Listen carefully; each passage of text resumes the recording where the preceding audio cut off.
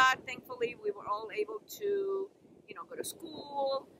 Some of us went to college. Some of us went to trade school. So, we did pretty good for being an immigrant family where, my dad was the first person in our family that I know of that started making six figures, like with a lot of work, of course. He used to work 12, 14 hours a day at the Port Authority of Newark in New York and New Jersey. He worked there for a long time until he retired, basically. So I would say about 30 plus years he worked there. And my mom did a couple of little odd jobs because she was a PE teacher. She couldn't find a job like that here in Uruguay when we left, so she had to work for a hospital, like I said before. But it was very hard for her to having 4, 5, 6 kids to go back to being a PE teacher. So then she decided to start babysitting, and that is how my mom learned how to speak English. She used to babysit my cousins and our kids. I mean, her younger kids and my son, and then eventually my daughter also. And she would put Sesame Street on the TV, and that is how my mom learned how to speak English, watching Sesame Street, because Sesame Street teaches kids, so it was very easy for her to learn the words and how to pronounce them and how to write them, and that's how she learned. So she learned English. My dad learned English working, so he used to have a really funny accent. My dad used to speak like a New York Italian with a mixture of Irish also, because those are the people that work with him at the Port Authority. So it was very hard to try to understand him, but he made himself be understood. He bought the house by himself. He, would deal with the electric company and the water and the gas and all. He used to deal with people with his very broken English, but he got what he wanted. So I'm very proud, I have to say. I'm very proud of my parents for having taken that step, or those steps at that time. I don't know if I would have been so brave to do that, to just leave everything I knew and go to a country where I didn't even know the language and just start over, and having to take the kids out of one environment and take them to another totally different place. It's very hard. So right now, especially in 2019, with all the talk about immigrants and how do they subject the kids to that, it's like I'm telling you my story so that you know what it's like for a family to make that decision. It wasn't easy. My mom was called all kinds of names when she decided to bring us here. My dad was, being the man 50 years ago, it was okay for him to do that. But my mom was called, what did this lady call her? A friend of hers said that she was too ambitious. You were too ambitious. Why do you need to go work somewhere else and go live somewhere else where you can do that in your country? It's like, yeah, I tried that in my country. It was my mom's explanation. But if I don't get paid, I can't feed my kids. I can't assure them of a good education and a whole bunch of stuff. Even though here in Uruguay, college, university, it's free for people. Even some of the books are free, so it's not that hard. But the hard part is that, yeah, you go to school, you graduate, you become a doctor, lawyer, whatever, but then you don't find a job. That's the hard part. There are not enough jobs here for professionals like that. So it makes it very hard. I can't speak, I'm speaking from 1969. I can't speak for 2019 because I don't know. I've been here for a couple of weeks, so I still don't know.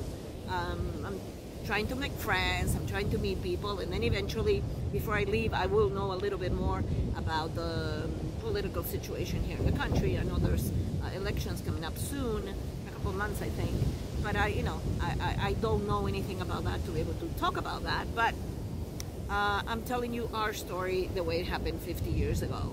just so that you have an idea. I want to show you what I wanted to do with this channel here on YouTube, Tripping with the Trocolis. What I want to show you is what a beautiful little country this is, because it's beautiful.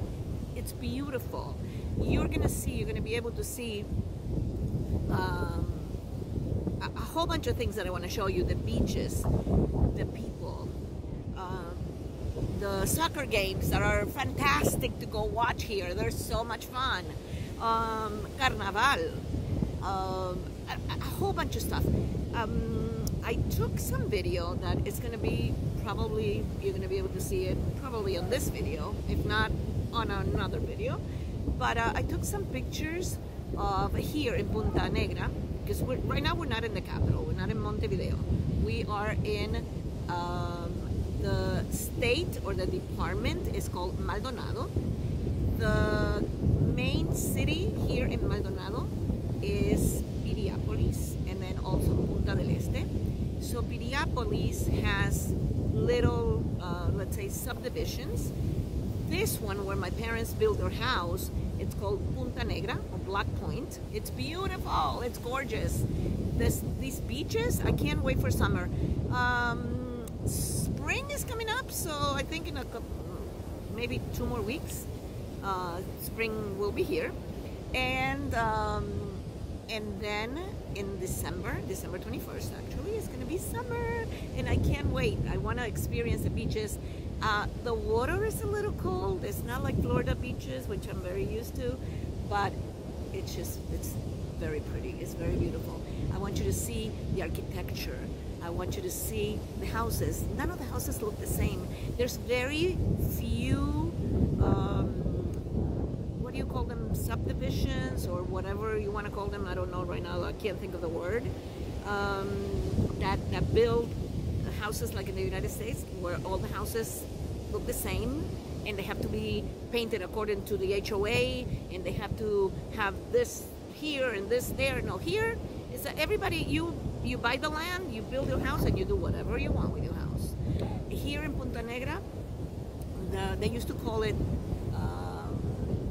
Container City, because people started buying the shipping containers, the freight containers, and they will build their houses. They buy the land. The land is like, there's a piece of land right here.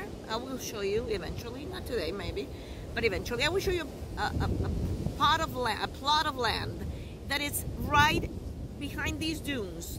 It's ocean view right there. You can see the ocean. It only costs like $44,000, and it's huge. It's a whole corner. In there, you can build your house however you want. You design your own architecture thing that you want, and then you just build it, and they will build it for you. As a matter of fact, I think this morning, I met this family. Very cute, man. Very cute guys.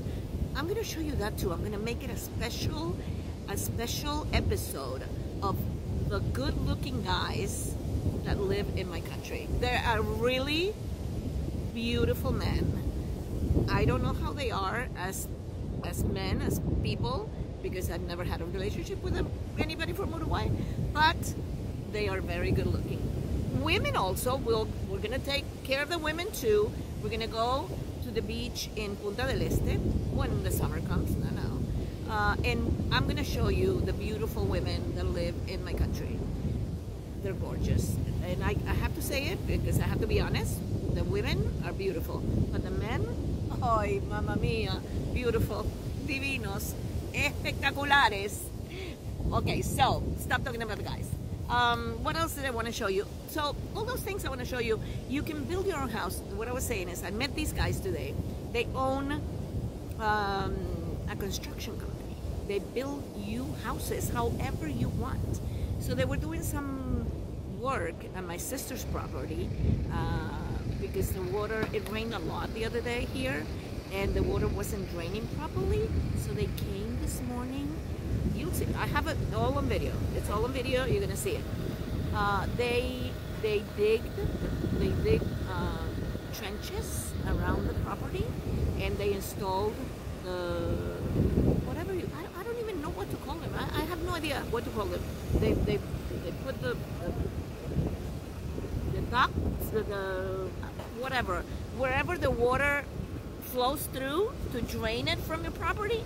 They did all of that in a matter of like 3 hours with equipment that it's like very rare to see here. You'll see it brand new. I think it was Caterpillar. I think that's the brand. And it cost them, I think they said something about $80,000 here in South America, where the dollar stretches a lot, but that piece of equipment was really good. Expensive and good. You'll see. That's another video for another time, not right now. But I'm telling you because I just so happened to do it this morning.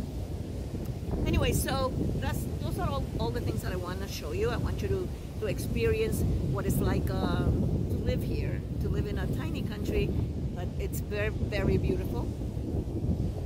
I want you to experience what we eat. There's a special segment that we do.